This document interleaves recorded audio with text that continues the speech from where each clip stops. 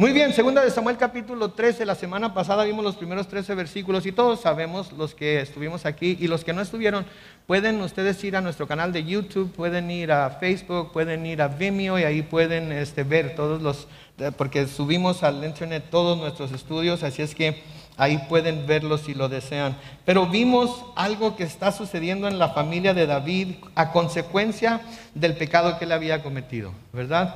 Vimos cómo David cometió el pecado de adulterio con una mujer que se llamaba Betsabé, que era esposa de un hombre llamado Urías, que era parte de los hombres valientes que seguían a David y que habían seguido a David por mucho tiempo.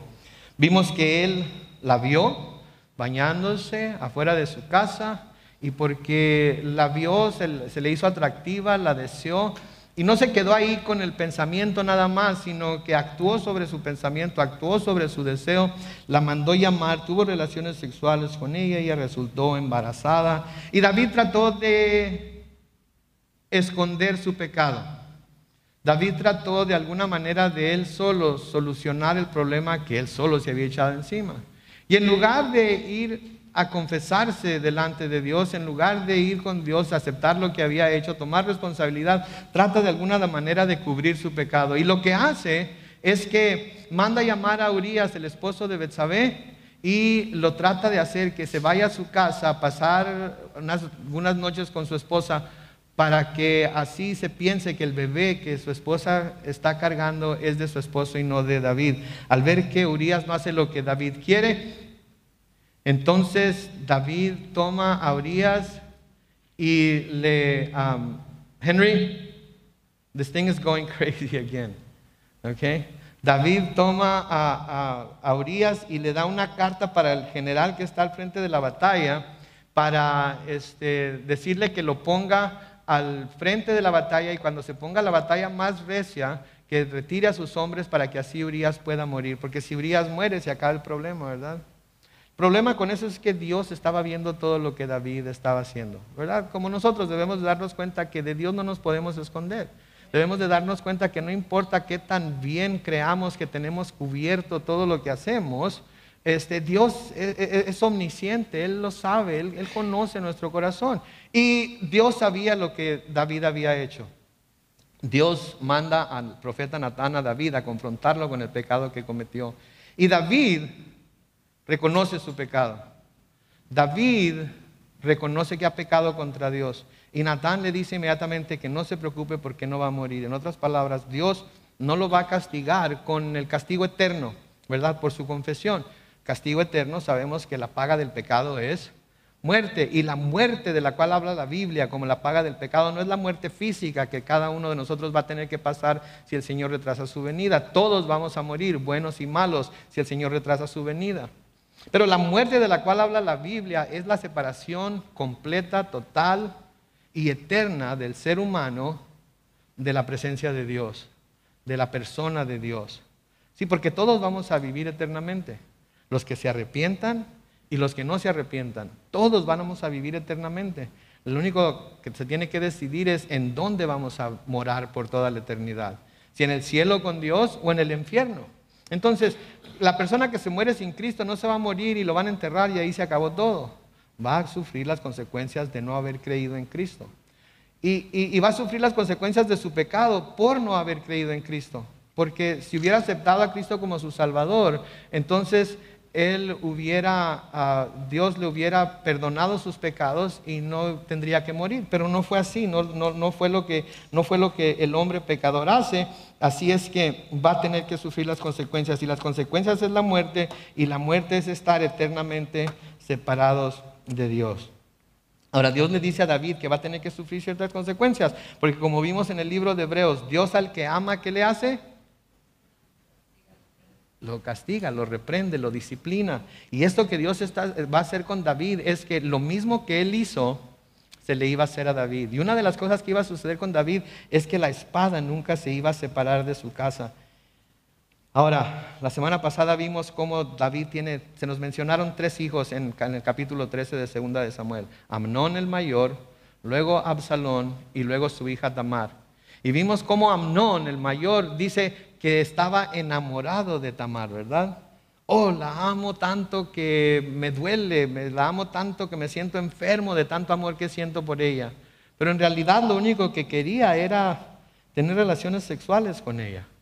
Y luego viene un amigo de él y le dice, ¿sabes qué? Pues es muy fácil que lo hagas, lo único que tienes que hacer es fingir que estás enfermo, decirle al rey que quieres que tu hermana Tamar te traiga algo de comer y cuando ella esté sola contigo en tu alcoba, entonces puedes tomarla y hacerla, tener relaciones con ella. Y de alguna manera a Amnón le pareció que esto era un buen plan para tener, ¿sí? Y entonces Amnón hace lo que su amigo le dice y viene Tamar, le cocina, le hace de comer y cuando le trae la comida, Amnón echa afuera a todos sus sirvientes y la ataca. Ella le ruega y le dice, no, por favor, no vayas a hacer esto, no te vayan a considerar como los hombres viles de Israel. Pero a él no le importó. A él no le importó su reputación, a él no le importó lo que le estaba haciendo a su hermana, a él no le importó que era su hermana. Y hubo un momento en el que la nombró la hermana de Absalón. Sí, porque si la reconoce como su hermana, entonces la realidad de lo que estaba haciendo le iba a pegar en la frente y entonces iba a tener que de alguna manera desistir de lo que estaba haciendo. ¿Sí? Y hablamos de cómo no es posible, no debemos hacer un lado la verdad para vivir la mentira que nosotros queremos vivir. Y si hay algo que nos haga hacer a un lado la verdad con tal de vivir nuestra mentira, tenemos que hacerlo a un lado, tenemos que desistir de hacerlo. Porque si tenemos que hacer la verdad para poder poseerlo, para poder tenerlo, estamos obrando en contra de Dios. Entonces dejamos a Amnón, ¿sí? Con Tamar en su cuarto, ¿sí? Y ahí en el versículo 11 de 2 de Samuel 13 dice que en cuanto ella las puso, las hojuelas que le había preparado a Amnón delante de él la agarró y le dijo, ven hermanita, acuéstate conmigo. Ahora noten que aquí sí la llama hermanita, pero ya es tanta su lujuria que no le importa, ¿verdad? Llega el momento en el que nuestro deseo es tan grande que no nos importa en realidad lo que estamos haciendo. Sí, y eso es algo que debe de encender una luz roja en nuestra mente y nuestro corazón. Cuando nuestro deseo es tan grande que no nos importa lo que va a suceder, no nos importan las consecuencias, no nos importa la verdad con tal de lograr lo que creemos. En el versículo 12 ella le respondió, no hermano mío, no te aproveches de mí, eso no se hace en Israel, no cometas tal vileza. Si me deshonras, ¿a dónde podría yo ir a esconderme? Además, tú serías señalado en Israel como un hombre perverso. Yo te ruego que hables con el rey y él no se opondrá a que yo sea tu esposa. Tratando de convencerlo de que no haga esto, que lo haga de una manera correcta, que lo haga. Hay maneras de hacer esto. No puede ser así. Pero noten ahora en el versículo 14, pero Amnón no quiso escucharla, sino que siendo más fuerte que ella, la obligó a acostarse con él y la violó. Pero después de violarla, el odio que sintió por ella fue mayor que el amor que le había tenido. Yo diría que había dicho que le había tenido. Así que le ordenó, levántate y lárgate. Noten el corazón de este hombre, ¿ok? Y no es cualquier mujer, y no que si hubiera sido cualquier otra mujer esto estuviera bien, está mal, no importa cómo lo veamos, no importa de qué ángulo lo queramos ver, está completamente mal. Y saben que este es un buen tiempo para detenernos y decir, ¿saben qué? La violación de una mujer es uno de los actos más viles y ruines que un hombre puede hacer, ¿sí? Y saben que para mí la violación de una mujer ocurre cuando el hombre se impone sobre ella, aunque ella haya dicho que no. No me importa si ella primero pensó que sí y luego cambió de opinión. Si ella cambió de opinión y dijo no, entonces el hombre que se impone sobre la mujer después de que ella dice no, yo lo considero como violación. Porque se está violando su deseo, su derecho a decir que no. Y desafortunadamente esto es algo que no solamente pasa entre extraños, sino que a veces pasa inclusive entre cónyuges, ¿sí? Cuando inclusive la esposa puede decir claramente no a los avances del marido por la razón que sea, ¿sí? Y el marido de todas maneras decide imponerse sobre ella porque él quiere. Y quizás la ley no lo llame violación, quizás la ley diga, hey, el marido está justificado, depende de dónde nos encontremos. Pero si la persona está diciendo no, estamos violando su derecho a decir que no. Y tenemos que tener mucho cuidado con esto, porque hay muchas cosas a las que la gente dice no, pero nosotros pensamos que, bueno, a lo mejor está diciendo que no, nada más pero en realidad quiere decir que sí. ¿Saben qué? No es no. Para los varones jóvenes que estamos aquí hoy, note que dije que estamos, ¿verdad? Pero para los varones jóvenes que están aquí hoy, cuando alguien dice no, es no. ¿Sí? No me importa que tengan mucho tiempo de novios, no me importa que tengan mucho tiempo de conocerse, no me importa que estén pensando en casarse, no me interesa cómo lo quieran poner. No es no. ¿Ok? Entiendan eso, por favor, porque nada justifica que un hombre viole a una mujer. Y luego noten que después de que la viola, después de que se satisface, le dice, levántate y lárgate. ¿Ok? Levántate y lárgate. Como si fuera un pedazo de papel, como si fuera una basura, como si fuera algo que se pudiera tirar. Y aquí esto nos revela que la atracción de Amnón por Tamar era pura lujuria. No era amor. ¿Sí? No era amor. Ok, quiero. La relación sexual fue creada por Dios para que un hombre y una mujer, dentro de los límites del matrimonio, disfruten de ella y procreen hijos. ¿Sí? Cualquier cosa que está fuera de ello, ¿sí?, está mal. Y la única forma en la que en realidad se puede decir que lo que se está haciendo por amor, es cuando una persona se entrega delante de Dios y delante de testigos y delante de la ley humana inclusive, completamente a otra persona desde ese momento y hasta que la muerte los separe. Ese es el diseño de Dios. Y cuando se sigue el diseño de Dios, todo es bueno. Cuando no se sigue el diseño de Dios, vienen muchos problemas, vienen muchas consecuencias por ello, viene mucha culpa, viene mucho remordimiento. ¿Sí? Y cuando se hacen las cosas fuera de la voluntad de Dios, por la culpa que se siente, por el remordimiento, por lo que acompaña a hacer algo en contra de la voluntad de Dios, aquello que pensábamos que deseábamos, lo empezamos a aborrecer y lo vemos como una maldición. Yo no sé si ustedes alguna vez le han pedido algo a Dios, por mucho tiempo Él les dice que no, los tiene esperando, pero luego se les concede, hacen algo, ¿sí? Ponen un plan en marcha, lo logran, y automáticamente les dicen o llegan a la conclusión de que fue Dios, porque si no fuera Dios esto no se hubiera logrado. Pero luego vienen consecuencias con ello. Y lo que la gente empieza a decir es, si Dios me lo dio, ¿por qué tengo consecuencias? Si Dios me lo dio, ¿por qué me está yendo tan mal? Si Dios me lo dio, si Dios me dirigió por aquí, ¿por qué me está yendo tan mal o por qué está pasando esto? Bueno, pongámonos a pensar, a lo mejor Dios no nos lo dio. A lo mejor nosotros como Amnón lo habíamos visto, lo deseábamos tanto, lo queríamos tanto, que decidimos hacer lo que nosotros pudiéramos hacer para lograrlo. Y ahora que lo hemos logrado y vemos que trae otras consecuencias, ahora de repente lo odiamos. Y si nos pudiéramos deshacer de ello, nos desharíamos de ello. ¿Sí? Esto es lo que está pasando aquí con Amnón. Si esto es lo que está pasando aquí con Amnón, y le dice, levántate y lárgate. Lo que quiere decir que lo que él sentía por Tamar no era amor, era lujuria. ¿Sí? Amnón se sentía atraído por Tamar, por lo que podía obtener de ella, no porque a él le interesara ella en sí mismo. ¿Sí? De hecho, lo que Amnón hizo aquí es completamente contrario a lo que el amor es.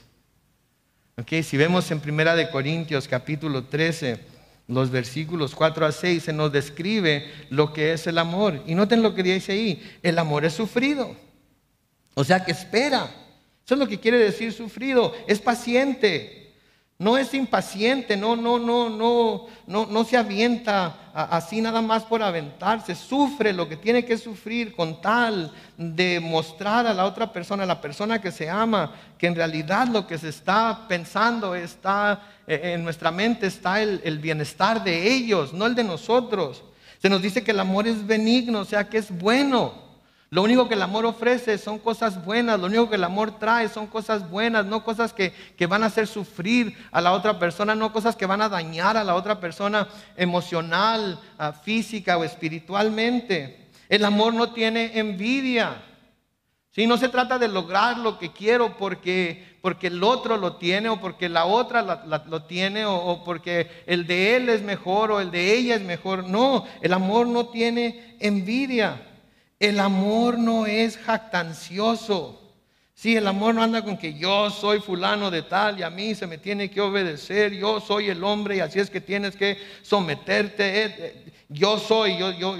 No sabes cómo me llamo, no sabes que soy el mayor del rey, no sabes que yo tengo derecho a tomar a quien yo quiera. El amor no se envanece. Versículo 5 dice, el amor no hace nada indebido, como violar a su hermana, como obligar a una mujer a tener relaciones sexuales con uno cuando ella dijo que no, o viceversa, porque en nuestros días, ay Señor, las cosas están han ido mucho más lejos de lo que nosotros imaginamos. No hace nada indebido, no busca lo suyo. Si no se trata de satisfacer a sí mismo.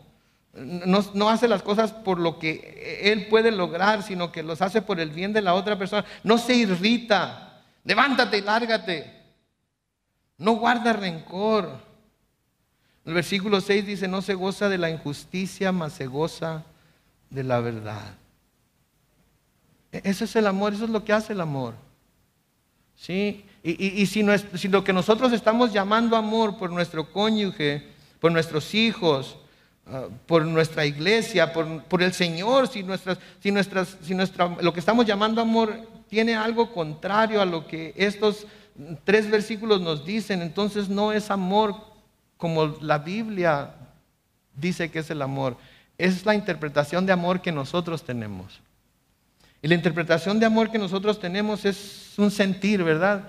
Ay, me siento tan enamorado de ella, me siento tan enamorada de él. Cuando estoy con él o con ella me siento tan bien, etc. Todo es un sentir. El amor no es un sentimiento. El amor es un verbo que se manifiesta en las acciones que llevamos a cabo para con la persona que decimos amar. Por eso el amor puede conjugarse, por eso podemos decir yo amo, tú amas, él ama, ella ama, nosotros amamos, vosotros amáis, y así sucesivamente, porque se manifiesta con nuestras acciones. Podemos decirlo todo lo que queramos con la boca, pero si no, nuestras acciones no están siendo congruentes con lo que nuestra boca está diciendo, entonces no es amor. El Señor Jesucristo les dijo a sus discípulos que el que me ama, ¿qué hace? Obedece mis mandamientos. Entonces, si le estamos diciendo al Señor, Señor te amo, y le estamos cantando y le estamos recordando cuánto le amamos, pero luego nos vamos de aquí y hacemos lo contrario a lo que su palabra dice, ¿estamos amándolo en realidad? Estamos viendo el amor como el sentimiento, pero no estamos poniendo en práctica el amor. Porque el amor es algo que se hace, no es algo que solamente se siente. Ahora, el hacer lo que el amor nos llama a hacer, trae un buen sentimiento a nuestro corazón. Porque sabemos que estamos amando. ¿Sí? Pero no es al revés. Oh, yo siento que lo amo, yo siento que la amo de tal manera que debo amarla. No, ¿qué estás haciendo que demuestra que la amas? ¿Qué estás haciendo que demuestra que lo amas? ¿Qué estás haciendo que le demuestra a Dios que lo estás amando con todo tu corazón, mente, fuerzas y alma? Es muy sencillo, obedece sus mandamientos. Haz lo que la palabra de Dios dice. Y entonces, con toda libertad vas a poder levantar tus manos al cielo y cantar, Señor, te amo. Ahora, no estoy diciendo que si hay algo que debamos de confesar a Dios, no podemos adorar a Dios. No, al contrario, venimos, confesamos nuestros pecados a Dios, Él perdona nuestros pecados, nos limpia de toda maldad y ahora sí libremente podemos alzar nuestras manos y voces al Señor, ¿verdad? Pero es tan importante que cuando vengamos a la iglesia nos examinemos y si hay algo que pudiera estorbar entre Dios y yo para que yo pueda adorarle con todo mi corazón, debo inmediatamente confesarlo. Vengo a la iglesia y vengo bien enojado con la señora porque nos hizo llegar tarde, ¿verdad? Porque no se apuró a cambiar a los 4 hijos. Yo estaba listo 1 hora antes de que saliéramos de la casa, pero ella no se apuró a cambiar a los 4 hijos, ¿verdad? Qué bárbaro, yo tan rápido que me cambio y ella no puede. Pues ¿cómo, mi hermano? Si ella tiene que cuidar de 4 hijos, darles de desayunar, asegurarse de que están bañados, cambiados, peinados, antes de salir de la iglesia, antes de salir para la iglesia y usted está en el carro, vamos a llegar tarde, ¿qué tal si va y le ayuda un poquito, verdad? ¿Qué tal si usted mismo se hace sus pancaquis para que ella pueda maquillarse, hacerse todo lo que se tiene que hacer y cuidar de los niños? ¿Qué onda? ¿Verdad? ¿Verdad? Pero llegamos todos enojados y todo eso y no, es increíble. Venimos con la cara del león enjaulado, ¿verdad? En el carro. Pero cuando entramos por las puertas de la iglesia, hola hermano, ¿cómo estás? Dios le bendiga, qué gusto verlo, qué bárbaro. ¿Cómo? Bendecido hermano, bendecido. No, vamos a la iglesia. Ya me enojé, ya ni modo, ya no puedo hacer nada, ya me enojé. Pero sí puedo confesarme delante de Dios y decir, Señor, perdóname. Quiero alabarte, quiero adorarte, quiero levantar mis manos, quiero levantar mi voz, quiero levantar mi corazón a ti de una manera completamente limpia, de una manera completamente libre, ¿verdad? Es por su amor. Cantamos ahorita, es por tu amor que nos perdonas, ¿verdad? Y somos libres en Él. Entonces aquí se nos muestra claramente que Amnón no tenía ningún amor por Tamar, era lujuria, era una lujuria obsesiva, ¿sí? Y ¿saben qué me recuerda esto a lo que David hizo? Porque eso fue lo que David hizo, ¿no es cierto? Con Betsabé, estaba en la azotea de su casa, miró a Betsabé bañándose, miró que estaba hermosa, la deseó, se llenó de lujuria. Y aún cuando le dijeron que era la esposa de Urías, uno de sus hombres valientes, de todas maneras mandó por ella y la trajo a su casa y tuvo relaciones sexuales con ella. Esa es una lujuria obsesiva de la cual todos en algún momento dado podemos ser presa y tenemos que tener tanto cuidado, tenemos que tener tanto cuidado con esto. El Señor nos llama a que huyamos de este pecado, del pecado de índole sexual. Porque nos dice que todos los demás pecados son fuera del cuerpo, pero el pecado de índole sexual es un pecado contra nuestro propio cuerpo. Y tenemos que huir de ello, como vamos a verlo más adelante. Entonces, me recuerda lo que David hizo con Betsabé, ¿sí? Que no le importó que fuera la mujer de uno de sus hombres más leales, pero tuvo relaciones sexuales con ella, mostrando que no amaba ni a Dios en ese momento, que no amaba a Urías, aunque había sido uno de sus hombres fieles, y definitivamente no amaba a Betsabé porque tuvo que matar a su marido. ¿Sí? Y esto era algo que lo vemos en David. Digo, ¿cuántos matrimonios tuvo? Hasta ahorita le conocemos 7 ya. Vamos a ver más adelante. Su adulterio con Betsabé, y ahora sus hijos están teniendo, o cuando menos Amnón hasta aquí, está teniendo esas mismas características. Sí, yo creo que esto es a lo que se refiere Éxodo 20, ¿sí? En el versículo 5, en donde se nos habla de que la maldad de los padres es pasada sobre los hijos hasta la 3ª y 4ª generación, ¿sí? Y un hijo a menudo va a reflejar la conducta pecaminosa de su padre, y también a menudo va a ir más allá en la dirección del pecado de lo que sus padres fueron, ¿sí? Desafortunadamente, aunque nuestros hijos no van a poder llegar delante de Dios y decir, pues mi padre así fue, así que por eso así fui yo. Me acuerdo que yo tenía un amigo que era bien mal hablado. Cada 3er palabra era lo que dice mi mamá, un chino, una jota, ¿sí? Mi mamá así dice, cuando alguien es mal hablado, habla puros chines y jotas, ¿sí? Y cada 3er palabra era una mala palabra. Y me acuerdo que mi mamá le decía, ay, su nombre, pero ¿por qué hablas así? ¿De dónde sacaste ese vocabulario? ¿Y saben qué le decía mi amigo? Le decía a mi mamá, doña Armida, mi mamá se llama Armida, le decía, doña Armida, es que de esa leche me dieron a tomar. Y saben que muchos hijos, eso es lo que dicen de sus padres, es que de esa leche me diste a tomar. Es que ese fue tu ejemplo, eso fue lo que tú hiciste, entonces yo lo voy a hacer. Jóvenes, niños que están aquí ahorita, eso no va a funcionar delante de Dios. Si bien nuestros padres nos influencian aquí en la tierra y a veces sacamos ciertas características de ellos, cuando lleguemos delante de Dios no vamos a poder decirle, pues mi papá, si era mi papá, si hablaba, mi papá hizo lo mismo. Dios va a decir, ¿sabes qué? Yo no te voy a juzgar por los pecados de tu papá, te voy a juzgar por tus propios pecados. ¿Sí? Por eso la fe es personal. La fe es personal. Cada uno de nosotros, ancianos, jóvenes, niños, tenemos que llegar al punto en el que nos damos cuenta que necesitamos de Jesucristo y ponemos nuestra fe en Él. ¿Sí? Pero una vez que ponemos nuestra fe en Él, tenemos que cuidar nuestra manera de vivir, porque ahora queremos ser ejemplo para nuestros hijos de la persona que sigue a Dios 100% con todo su ser, con toda su alma, con todo su corazón, y tenemos que modelarles a lo que se parece eso. Y si bien sí cometemos errores, cuando cometemos errores reconocemos nuestros errores, los confesamos delante de Dios y llamamos a nuestros hijos y les decimos, miren, vengan, eso que acabo de hacer está mal, pequé contra Dios y le he pedido perdón a Él y Él me ha perdonado y espero que ustedes me perdonen también por haberles dado un mal ejemplo. Eso es lo que el padre cristiano hace. Si el padre cristiano no dice, no hagas lo que yo hago, haz lo que yo digo. No. El padre cristiano dice, ven para acá, mira, sí, yo cometí ese error y estoy pagando las consecuencias de ello y yo no quiero que tú pagues las consecuencias de ello. ¿Sí? Perdóname. Ya le pedí perdón a Dios, ahora perdóname tú. ¿Sí? Por eso Pablo nos exhorta tanto a no vivir como vivíamos antes, a dejar nuestra vida antigua atrás.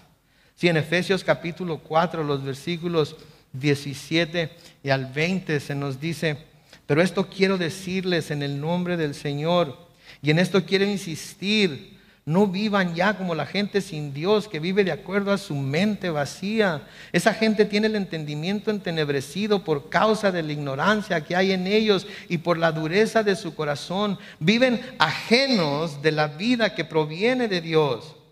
Después de que perdieron toda sensibilidad, se entregaron al libertinaje para cometer con avidez toda clase de impureza. Pero eso no lo aprendieron ustedes de Cristo. ¿Se dan cuenta?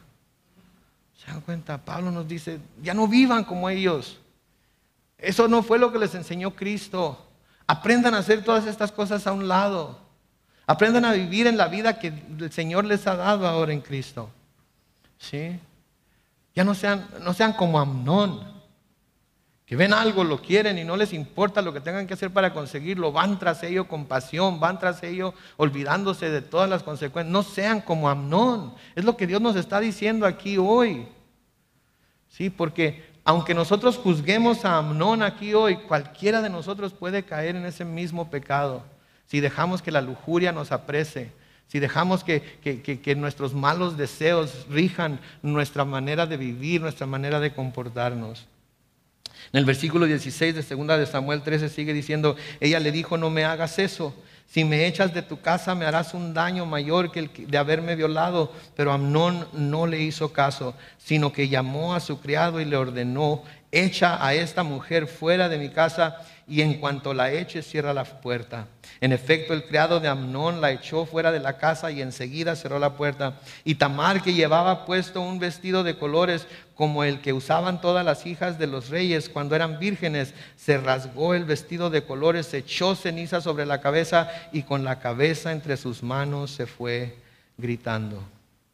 ¿Ustedes creen que eso es el resultado de amor? No. Entonces cuando nosotros lidiamos con alguien y lo herimos de tal forma que la persona siente ganas de figurativamente rasgarse el vestido, hombre o mujer, ponerse ceniza sobre la cabeza y se va gritando y llorando, mis hermanos, no importa cómo le queramos llamar, lo que acabamos de hacer no lo podemos llamar amor. O es que lo hice por su bien. Nunca han oído, me va a doler más a mí que a ti. Mi mamá me decía eso, me va a doler más a mí que a ti. Y yo pensaba, no creo. Ahora no dudo que en ciertas ocasiones sí le dolió más a ella que a mí, porque me tuvo que castigar por alguna tontería que hice que no valía la pena para mí hacerla, pero me tenía que castigar. Sí, pero cuando nosotros nos comportamos de esa manera, no es amor. Lo podemos llamar como nosotros queramos, pero no es amor. Versículo 20, aquí comenzamos una nueva sección y aquí se nos presenta al otro hijo de David, Absalón. Y noten lo que dice ahí. Luego su hermano, Absalón, le preguntó, ¿así que tu hermano Amnón se acostó contigo? Pues no digas nada de esto, hermana mía, sino tranquilízate, porque es tu hermano. Tamar, muy desconsolada, se quedó en casa de su hermano Absalón. Aquí hay otra cosa que desafortunadamente tengo que mencionar. Cuando hay abuso sexual en una casa, nunca le podemos pedir a la víctima que se quede callada. No importa quién sea. No importa quién haya sido el culpable. Si fue el papá, si fue el hermano, si fue el tío, si fue el abuelo, si fue la tía, si fue la prima. Si la persona nos está diciendo, esto me pasó, con vergüenza, con todo lo que tengamos, tenemos que investigarlo. No podemos hacer que la víctima vuelva a sufrir el ataque del que ha sido objeto. Y tenemos que tener las agallas, ¿ok?, para poder decirle, confrontar al que se está acusando de ello y decir, mira, no quiero creer que esto fue lo que sucedió, pero mi hija, mi hijo, mi sobrina me está diciendo que esto pasó. ¿Pasó o no? Porque la voy a llevar con el doctor, porque lo voy a llevar con el doctor. Y si se ve que hay algo raro ahí, pues voy a demandarte. Sí me entienden, mis hermanos. Ya quiero que se acaben estos capítulos, ya no quiero seguir. Pero está en la Biblia por algo. Dios quiere que lo sepamos, Dios quiere que nos demos. Hay mucha gente herida que fue abusada por algún familiar, por temor, no dijo nada. Y algunas que dijeron, pero nadie les creyó. No debe ser así. Especialmente nosotros como padres. Si nuestra hija está acusando a alguien, tenemos que investigarlo. Si nuestro hijo está acusando a alguien, tenemos que investigarlo. No debemos decir, ¿cómo tu tío? ¿Cómo tu abuelo? ¿Cómo mi papá? ¿Cómo? No, tenemos que investigarlo. Y no hacer lo que Absalón hizo aquí. Ahora, Absalón tenía un plan, por eso le dijo que lo hiciera. Pero no debemos ser así. Nuestros hijos deben de tener la confianza de venir a nosotros y saber que los vamos a defender. Debemos de investigarlos, sí. Pero nuestros hijos deben saber que los vamos a defender. Amén. Entonces aquí Absalón se da cuenta, le dice, no digas nada, tranquilízate. Es tu hermano, ¿qué me importa que sea tu hermano? ¿Qué me importa que sea tu mismo padre? Ve y dile a las autoridades. Ok, adelante. Curioso, ¿no creen que Tamar no haya ido directamente con su papá a decirle lo que Amnón había hecho? Eso me hace curioso. Quizás porque sabía que su papá no iba a hacer nada. Quizás porque sabía que si no le prohibió que la llevara a su casa, si Estuvo dispuesto a cumplirle sus caprichos, aunque no había razón para que sucediera. A lo mejor ella sabía que David no iba a hacer nada. Quizás esta era el modus operandi de David, en que sus hijos, por lo que él había hecho, no los corregía. Hablamos de ello la semana pasada. Pero luego noten lo que dice el versículo 21. El rey David se enteró de lo que Amnón había hecho y se llenó de ira. Noten, David se llenó de ira, pero evidentemente no hizo nada para castigar al violador. Y esto fue un grave error. Porque como vamos a ver, esto hizo que Absalón, su hijo, no solamente se enojara más, sino que llegó a odiar a su hermano. Versículo 22, Absalón, por su parte, aunque aborrecía a su hermano Amnón por haber violado a Tamar, su hermana, no le dijo absolutamente nada. Pero 2 años después, noten ahí, 2 años después, Absalón ha estado pensando, tengo que vengar a mi hermana, tengo que hacer algo, no lo puedo dejar así. Y han pasado ya 2 años. Y Absalón, dice ahí en el versículo 23, tenía gente trasquilando sus ovejas en Baal Hazor, cerca del pueblo de Efraín, así que invitó a todos los hijos del rey a una comida.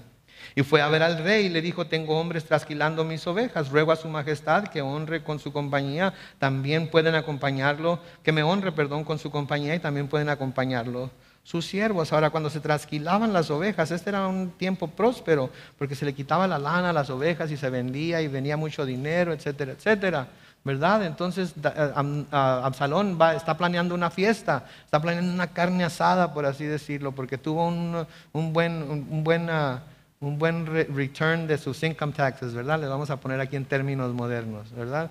Le llegó un buen refund del IRS y quiere invitar a toda su familia y los manda a llamar y les dice que vayan y le dice al rey, vengan todos a celebrar. Versículo 25 dice, pero el rey le dijo, no, hijo mío, si vamos todos te haremos gastar demasiado. Y el rey no quiso ir, aunque le dio su bendición. Sin embargo, Absalón insistió, noten, si no puedes venir, te ruego que dejes ir a mi hermano Amnón. Y el rey le preguntó, ¿y por qué quieres que vaya?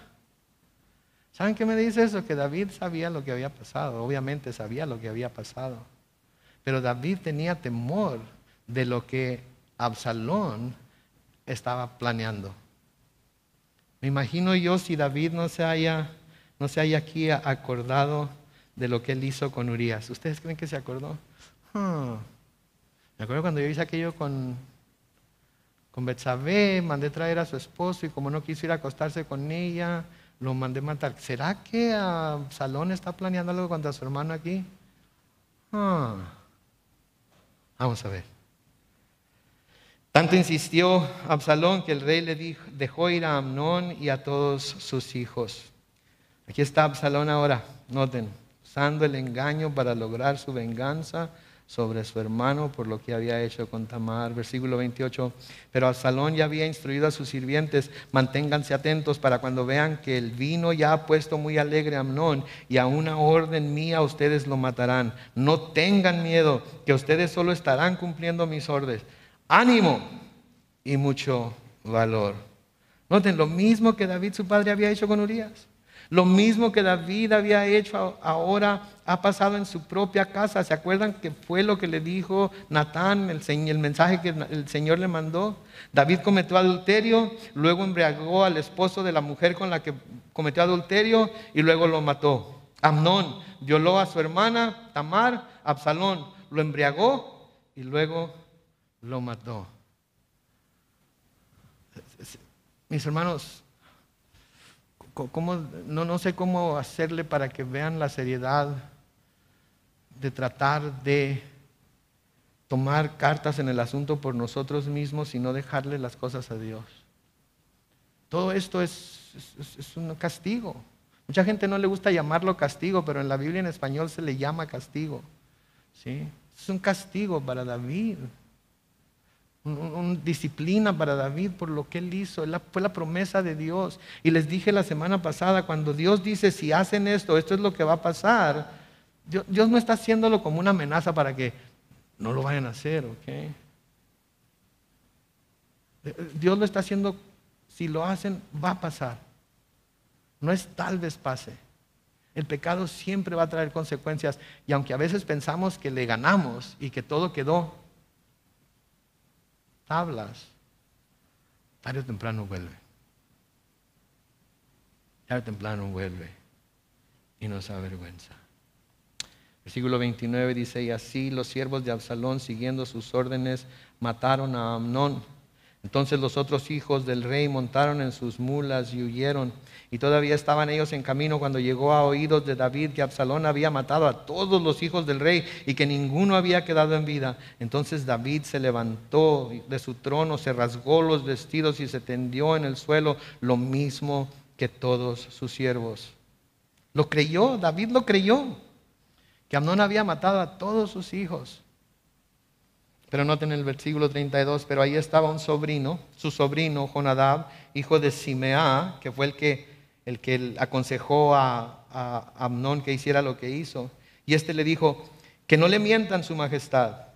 No han muerto todos sus hijos, solo ha muerto Amnón, pues así lo había decidido Absalón desde el día en que Amnón, noten, violó a su hermana Tamar. Este camarada estaba medio torcido, ¿no? Porque primero aconseja a Amnón a que viole a su hermana, y luego él sabe del plan que tiene Absalón, ¿sí? Pero no dice nada. No dice absolutamente nada, no abre la boca, no le dice al rey: no, rey, no dejes ir a Amnón porque Absalón está planeando darle cuello. Se queda callado. Es un hombre verdaderamente malvado. Y saben que cuando nosotros sabemos que está ocurriendo algún pecado y no hacemos nada por confrontar a la persona con ese pecado, y cuando sabemos que ya todo el plan está en marcha para que ese pecado se lleve a cabo y no advertimos a las personas con las que se va a pecar que esta persona está pensando hacer lo que está pensando hacer, nosotros caemos presa de su mismo pecado. Sí, este hombre sabía, noten, desde el día en que Amnón violó a su hermana Tamar. Absalón ya lo había decidido. Versículo 33 dice: no crea su majestad ese rumor de que todos sus hijos han muerto, el único que ha muerto es Amnón. Mientras tanto Absalón huyó, y cuando el joven que vigilaba el camino vio que del lado del monte venía mucha gente justamente a sus espaldas, corrió a dar el aviso. Entonces Jonadab le dijo al rey: ahí vienen los hijos de su majestad, tal y como este siervo suyo le había dicho. Apenas había dicho esto cuando entraron los hijos del rey llorando amargamente. Entonces el rey y sus sirvientes se unieron al llanto en medio de grandes lamentos. Absalón huyó a tierras de Talmai, hijo de Amiud, que era rey de Gesur, y David lloraba todos los días por su hijo Amnón. Absalón, por su parte, huyó a Gesur y ahí se quedó 3 años. Y cuando David se consoló por la muerte de Amnón, sintió deseos de ver a Absalón. Es lo que vamos a ver la semana que entra. Esta huida de Absalón y lo que pasó después de esa huida. Pero espero, mi deseo, mi oración es que al ver estos pasajes tan difíciles que se nos presentan en la Biblia, podamos ver la seriedad del pecado de índole sexual y cómo debemos huir de él con todas nuestras fuerzas, con todo el corazón. Debemos huir de él porque trae serias consecuencias.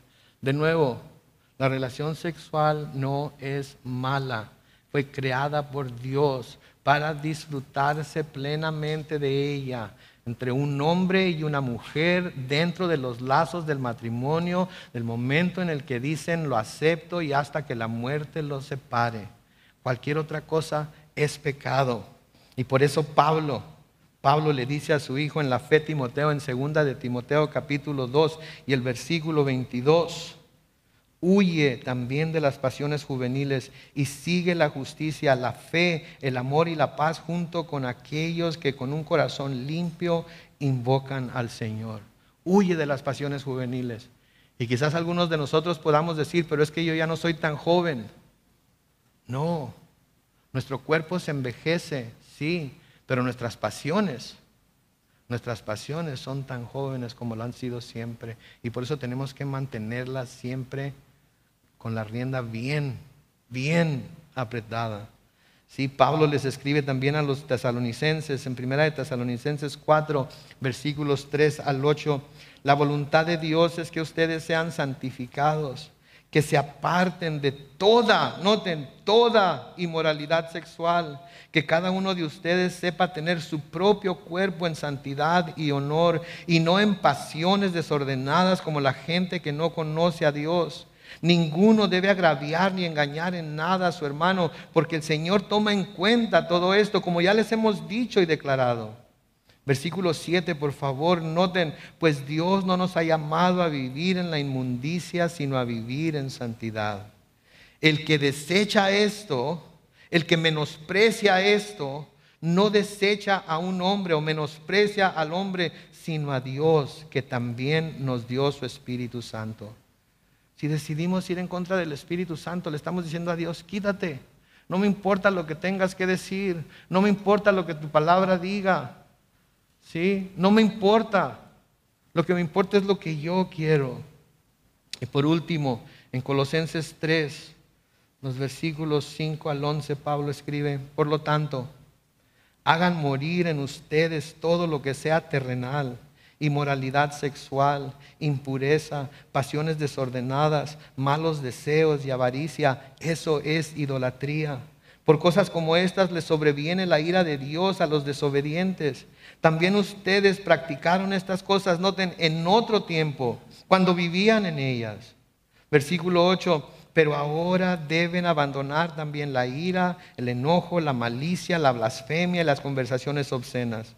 No se mientan los unos a los otros, pues ya ustedes se han despojado de la vieja naturaleza y de sus hechos, y se han revestido de la nueva naturaleza, la naturaleza del nuevo hombre. Noten que se va renovando a imagen del que lo creó hasta el pleno conocimiento, donde ya no importa el ser griego o judío, estar circuncidado o no estarlo, ser extranjero o inculto, siervo o libre, sino que Cristo es todo y está en todos. Eso es a lo que nos está llamando el Señor hoy. Eso es a lo que nos está llamando. Sí, estos pasajes son difíciles de leer. Sí, estos pasajes son difíciles de estudiar. Sí, los temas que se presentan son temas pesados. Pero tenemos que verlo. ¿Saben por qué? Porque es una realidad con la que estamos luchando constantemente todos nosotros. Y tenemos que estar listos para la lucha. Porque el pecado está a la puerta como con Caín. Pero no debemos dejar que el pecado se enseñoree de nosotros. Nosotros debemos enseñorearnos de él y decir, no. Oremos.